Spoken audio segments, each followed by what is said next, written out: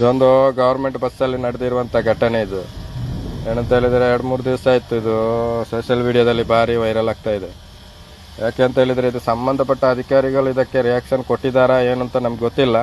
ಆದರೆ ನಾನೇನು ಹೇಳ್ತಾ ಇದ್ದೇನೆ ಅಂತ ಹೇಳಿದರೆ, ಇದು ಎಷ್ಟು ಜನ ಶೇರ್ ಮಾಡಲಿಕ್ಕೆ ಆಗುತ್ತೆ ಅಷ್ಟು ಜನ ಶೇರ್ ಮಾಡಬೇಕಿದು. ಯಾಕೆ ಅಂತ ಹೇಳಿದರೆ ಅವನಿಗೆ ಆದ ಒಂದು ಫ್ಯಾಮಿಲಿ ಇರುತ್ತೆ, ಆ ಫ್ಯಾಮಿಲಿ ಒಳಗಡೆ ಗೊತ್ತಾಗಬೇಕು ಇಂಥ ಒಂದು ಕಾಮದವನು ನಮ್ಮ ಫ್ಯಾಮಿಲಿ ಒಳಗಡೆ ಇದ್ದಾನೆ ಅಂತೇಳಿ.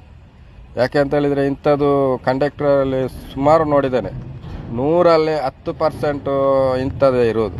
ಯಾಕೆ ಅಂತ ಹೇಳಿದರೆ ಬಾಕಿ 80% ಒಳ್ಳೆ ಜನಕ್ಕೆ ಇಂಥ 10% ಅವರು ಕಲಂಕ ತಂದಿರೋದು.